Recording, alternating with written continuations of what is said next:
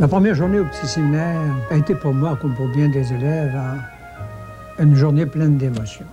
Quand on entre au petit séminaire de Québec, on entre dans une maison qui a plus de 250 ans d'existence. Je me rappelle très bien d'aller à la petite salle, d'avoir rencontré comme maître de salle, à mon premier maître de salle, celui qui plus tard serait le fondateur de Colonie de vacances de Mézières, avec qui j'ai travaillé pendant plusieurs années. Alors, ça me donnait une impression assez curieuse d'entrer au petit séminaire. Ça sentait le chiard, pour m'excuser l'expression, mais c'est l'expression qu'on envoyait. Puis j'avais l'impression que ces gens-là étaient bien chanceux de pouvoir faire de très grandes études, de pousser très loin peut-être leur connaissance. Pour un externe, entrer au petit séminaire, c'était vraiment un événement remarquable. Alors, on avait nos Suisses. Il fallait nous réunir dans une classe. Là, on nommait les élèves. Voici l'élève, par exemple, ceux qui seront nommés devront suivre le professeur. Il va se diriger vers la classe à laquelle vous appartenez. Je me trouvais étranger dans tout ce milieu-là, d'une certaine façon, parce que je connaissais absolument personne. Mais ça n'a pas pris de temps. Quand on me connaît, je me débrouille assez rapidement et j'entends en contact assez facilement avec les gens, de sorte que, dès les premières classes, je me suis fait des amis. Dès le départ, j'ai appris à connaître mes confrères, pensionnaires externes, très, très facilement, parce que je les ai rencontrés dans le jeu, dans les mouvements sociaux, dans les chorales, à la fanfare, très peu souvent, parce qu'on ne pouvait pas jouer les instruments, évidemment, mais dans le théâtre, tout beaucoup.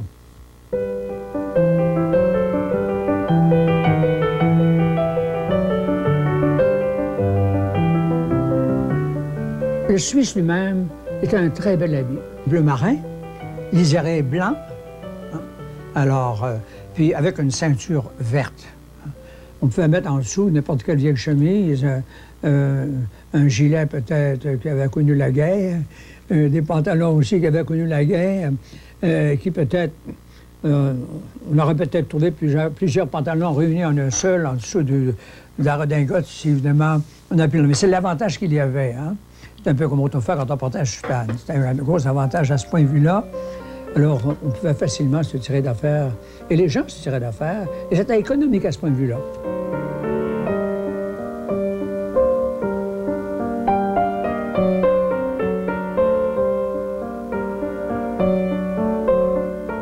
J'ai commencé d'abord à servir la messe à Notre-Dame-des-Victoires. Je déjeunais. Et après ça, je venais servir la messe à la basilique, ici.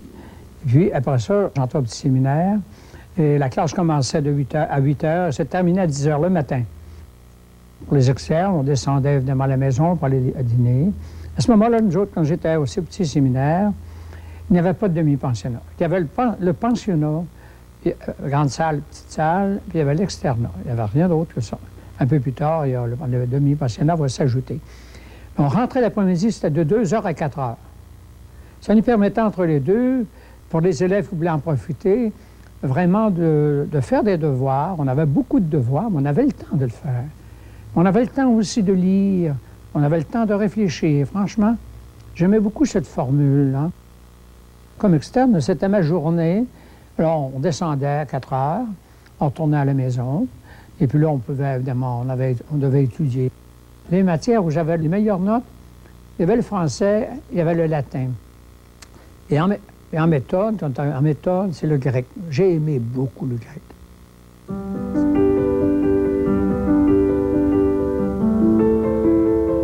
À tous les premiers vendredis du mois, il y avait une heure d'adoration libre. Il y avait la congrégation le dimanche, avant la grand-messe, à laquelle nous étions obligés d'assister pour les externes qui demeuraient dans une certaine périphérie autour du séminaire. Alors, il fallait, avant d'assister à la grand-messe, on nous demandait librement, ceux qui voulaient faire partie de la congrégation de la Très Sainte Vierge. Alors, je me souviens très bien que, à ce moment-là, c'était la versification, on avait organisé le chapelet avant la classe l'après-midi, les confrères. Chacun de notre tour, on récitait le chapelet. C'était la salle unique, hein, où tous les principaux événements du séminaire se passaient ici. Et la prise des rubans était peut-être un des plus grands événements de l'année. On nous invitait, le président de notre classe nous invitait à choisir nos rubans. On lui donnait secrètement le choix du ruban. Et là, lui allait chez les sœurs franciscaines du missionnaire de Marie, qu'elle était chargée de prendre un ruban, de le découper, et sur le ruban, elle indiquait l'année, le nom de celui qui choisissait, puis la vocation. Violet, c'était le grand séminaire. Vous avez le rouge, c'était la médecine. Le bleu, c'était le droit. Et vous avez le jaune, c'était les sciences. Et chaque élève descendait, puis elle a choisi dans une assiette des rubans préparés à l'avance dans l'ordre qu'il fallait. Alors, on prenait le ruban. Puis là, évidemment, on était porté à le monter comme ça. Puis là, on pouvait aller voir trouver son père ou sa mère ou un oncle pour le fixer sur la poitrine, hein, sur le Suisse. À part du président, personne ne connaissait le choix des confrères.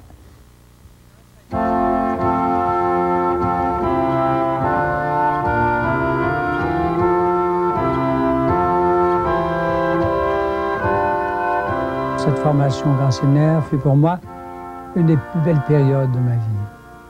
Très jeune, à l'âge de 9 ans, j'ai pensé devenir prêtre et je n'ai jamais changé d'idée. Et personne ne m'a fait changer d'idée non plus. Et mes parents m'encourageaient sans, évidemment, vous savez, m'obliger à tenir vraiment ma décision.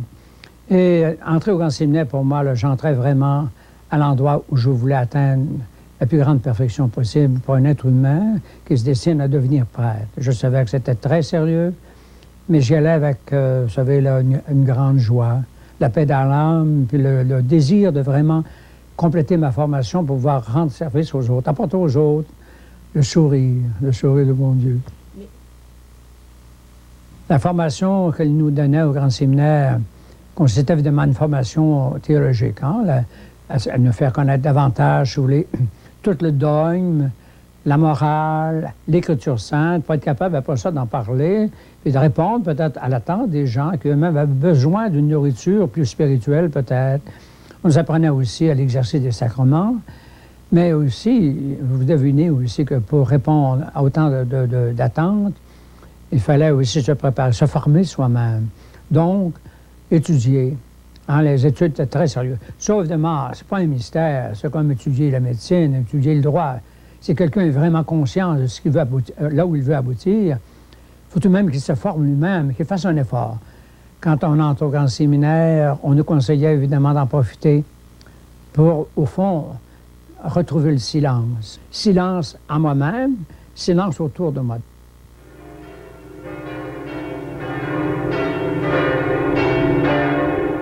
Alors, l'ordination. Hein? Alors, ça, pour nous, c'est le cardinal Villeneuve, à ce moment-là, ici. C'est lui qui nous a ordonné. Et vous imaginez l'événement, évidemment, exceptionnel, unique pour un jeune homme, enfin, un jeune prêtre,